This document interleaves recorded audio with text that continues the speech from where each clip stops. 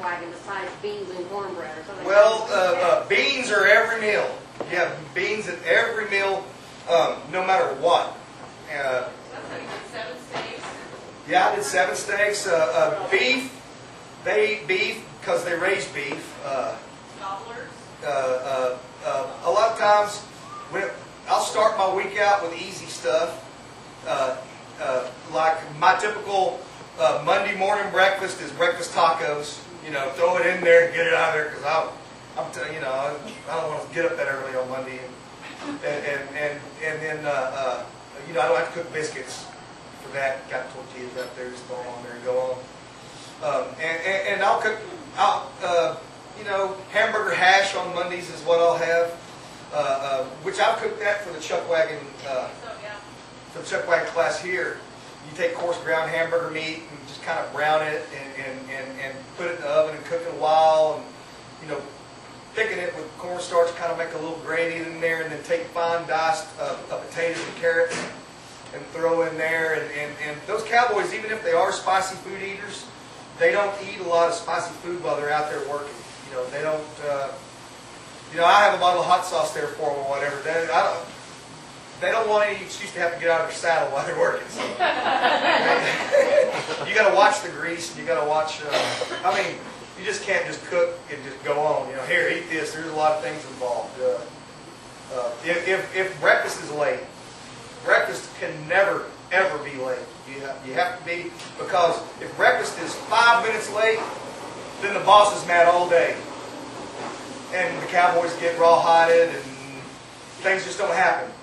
And the way they should if breakfast is late at all. And I'm always early.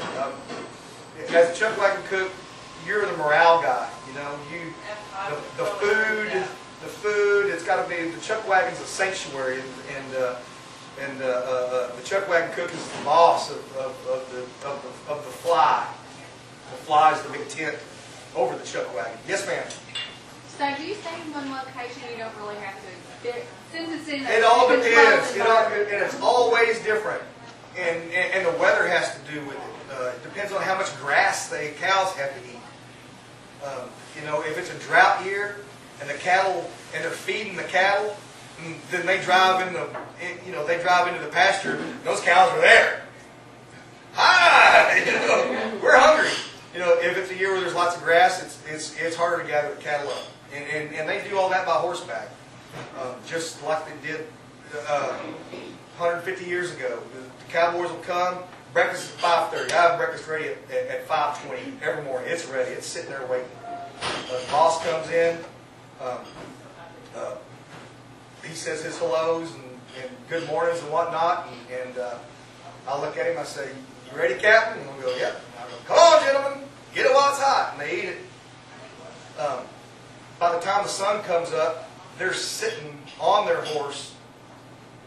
I mean, in the dark, they're riding horses. When they get in a big long line, it's probably 3 or 4 miles long sometimes, and they work a whole pasture. And they push the cattle easy.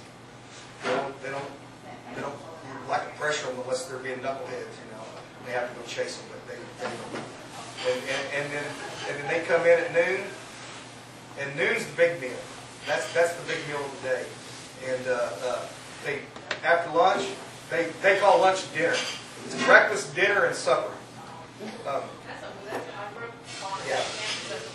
After dinner, they turn the horses loose that they wore out all morning, and then they go out and catch a whole new group of horses and run them up.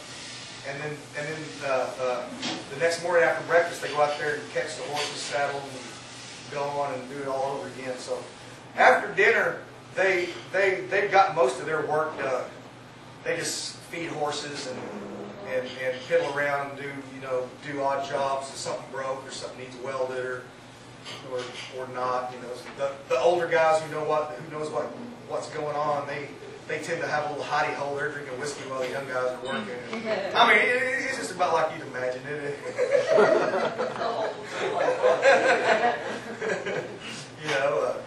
They have a type of corporal punishment on these ranches called getting the shapping.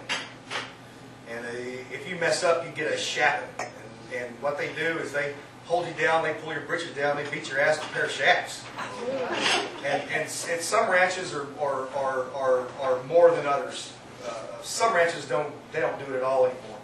But the chuck wagon cook is the referee of who gets a shapping. And you know, you can't relieve yourself within 200. You know, every ranch is different, but you know they all have their own rules, and everybody's looking for an infraction so that somebody can get a shaft and not get them. You know, no, they shap your ass, and then you have to ride the next day. You have to ride probably in a minute, but relieve yourself too close to the chuck wagon. Some chuck wagon cooks, if you walk, there's certain areas around the cooking area that you're not even allowed to walk through. Like if this is the big lid that you fold down on the chuck wagon, there's the cooking fire. Well, a lot of chuck wagon cooks make the cowboys walk all the way around. This area right here is off limits. You know, if anybody lackadaisically walks through this area, that's a shapping, you know. And usually it's the young kids, you know. And there are young kids there. There's one kid. He's 15 years old, old Cole Hatfield, and he was sitting there one day. He goes, "Everybody's got a nickname. We got Bulldog and Boots and everybody. I want a nickname. I want y'all to call me Shot Glass." And they went, "Shot Glass? Well, for one thing, you don't get to pick your own nickname." Inches didn't get to pick his nickname. Disco Dick didn't get to pick his nickname. Do you have anything? Yeah, they call me Cusi. Goosey? Short for Cusinero, Oh, okay. the cook. All right. So they said, "Well, since you want a nickname so bad, you look more like a sperm." They started calling this kid Sperm. Sorry. Morning, Sperm. I don't want to be Sperm. Tough shit. Things are up all over. But he's a good little cowboy. He won second place in the European cross steer show at Fort Worth this year. So, yeah, he's a bronc rider and rides broncs all over. He's the son of the wagon boss, which is the second in charge on the ranch, on the 460s ranch. They're all different. Any other questions, stories, BS? If I don't know, I'll make some up real quick. That's all I got for you.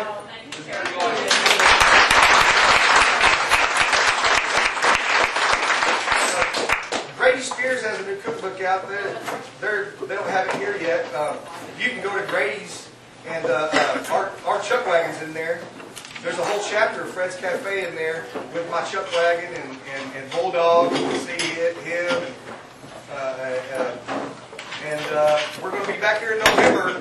Probably, I usually do a class at the end of the summer for green chilies. So I do a green chili class, and then I'll do my chuck wagon class in November. So I'll do a class in late August or early September, somewhere in there, and then I'll do another one in November. So See the chuck wagon class. Sign up quickly. yeah, it goes up quick. Thanks for coming out. We'll see y'all at Fred's.